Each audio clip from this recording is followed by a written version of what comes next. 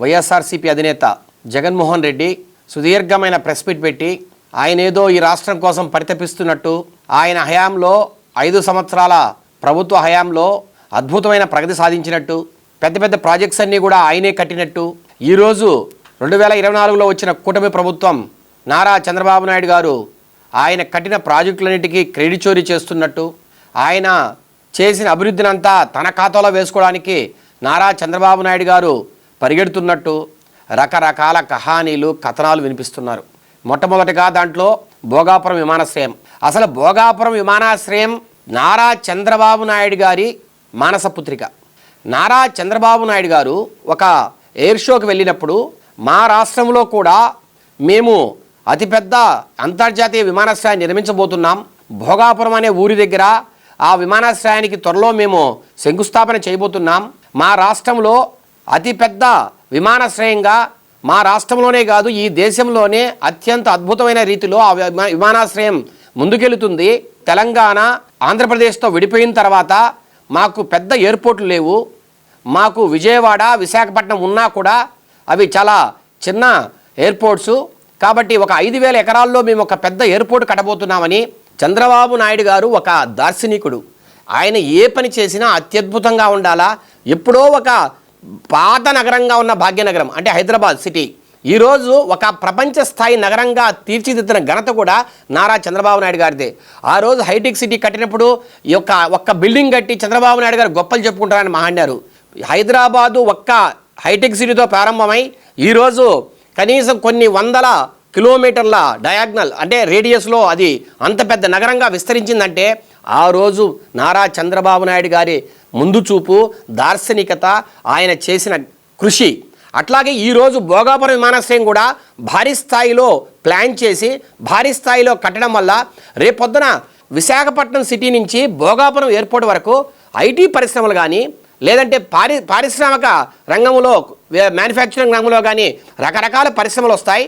విశాఖపట్నం నుంచి భోగాపురం వరకు విజయనగరం వరకు ఐటీ కారిడార్గా పారిశ్రామిక కారిడార్గా అది అభివృద్ధి చెందుతుందనే ఒక తలంపుతో ముందు చూపుతో నారా చంద్రబాబు నాయుడు గారు భారీ స్థాయిలో తలపెట్టిన భోగాపురం విమానాశ్రయం మీద ఆ రోజు ప్రతిపక్ష నేతగా ఉన్న జగన్మోహన్ రెడ్డి అవాకులు చెవాకులు పేలారు, విషం జిమ్మారు, దుమ్మెత్తిపోశారు, అనాలోచితమైన ఆరోపణలు చేశారు, కల్లిబుల్లి మాటలు మాట్లాడమే కాకుండా ఆ ప్రాంతానికి పోయి అక్కడ రైతులను రెచ్చగొట్టారు.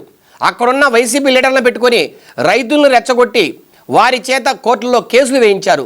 ఈ ప్రాజెక్టు ముందుకు పోకుండా ధర్నాలు చేయించాడు, ర్యాలీలు చేయించారు. కోర్టు కేసుల వల్ల కనీసం 2 సంవత్సరాలు ఆ ప్రాజెక్టు నిలిచిపోయే పరిస్థితి.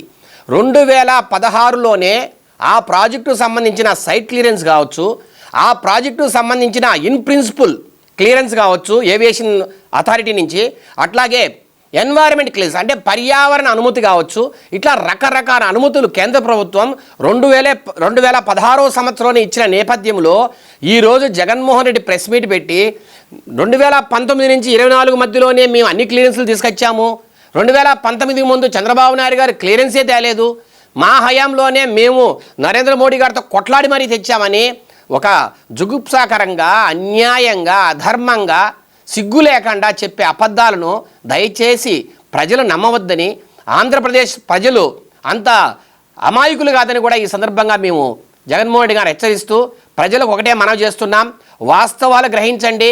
భోగాపురం విమానాశ్రయం విషయంలో మనకు రావాల్సిన అన్ని క్లియరెన్స్లు కూడా చంద్రబాబు నాయుడు గారి హయాంలోనే 2014-19 మధ్యలో వచ్చాయి. వీరు పెట్టిన ఇబ్బందుల వల్లే 10,000 ఎకరాల్లో ఉండాల్సిన విమానాశ్రయము అట్లాగే ఏవియేషన్ సిటీ అంటే ఎరిట్రోపోలిస్ రెండూ కూడా తగ్గించి ఆఖరికి 2,500 ఎకరాలకు కుదింపబడింది. దానికి కారణం జగన్మోహన్ రెడ్డి అతని పార్టీ మనుషులు అక్కడ రెచ్చగొట్టడం వల్లే జరిగిందని కూడా మరొక్కసారి మీకు స్పష్టంగా తెలియజేస్తున్నాం.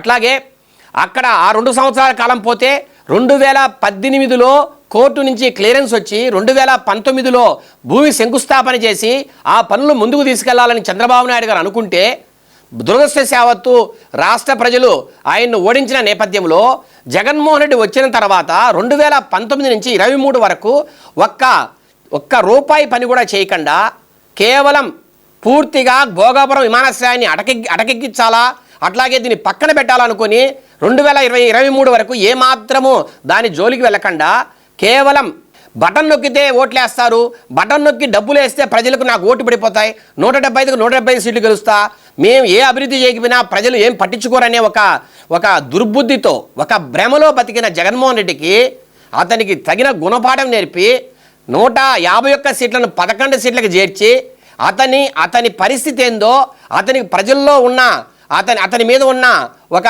నమ్మకం ఏంటో పూర్తిగా ప్రజలు చూపించిన నేపథ్యంలో ఈరోజు మళ్ళా ఆ రోజు నేనే చేశాను ఈ భోగాపురం విమానాశ్రయాన్ని, నా హయాంలోనే గొప్పగా జరిగిందని ఈరోజు అబద్ధపు మాటలు చెబుతూ ప్రజలను తప్పుదారి పట్టించడానికి ప్రయత్నిస్తున్న సమయంలో మేము ఈ విషయాన్ని ప్రజలకు సూటిగా అందరికీ తెలియజెప్పి నారా చంద్రబాబు నాయుడు గారి హయాంలో మొదలైన ఈ ప్రాజెక్టు, దీనికి సంబంధించిన అనుమతులు, భూసేకరణ ఇప్పుడు మళ్ళీ నారా చంద్రబాబు నాయుడు గారి హయాంలో పూర్తి చేస్తూ ఒక 6 నెలల్లో అక్కడ పూర్తి స్థాయిలో కమర్షియల్ ఆపరేషన్స్ను ప్రారంభించే విధంగా ముందుకెళ్తున్న తరుణంలో ఏమాత్రము జంకు బొంకు లేకుండా జగన్మోహన్ రెడ్డి చెప్పే మాటలు నమ్మవద్దని, నారా చంద్రబాబు నాయుడు గారు మాత్రమే దీనికి పూర్తి రూపకర్తని, నారా చంద్రబాబు నాయుడు గారు లేకపోతే ఈ ప్రాజెక్టే లేదని మరొక్కసారి ప్రజలకు తెలియజేస్తూ జగన్మోహన్ చెప్పే కల్లిబొల్లి మాటలు దయచేసి నమ్మద్దు.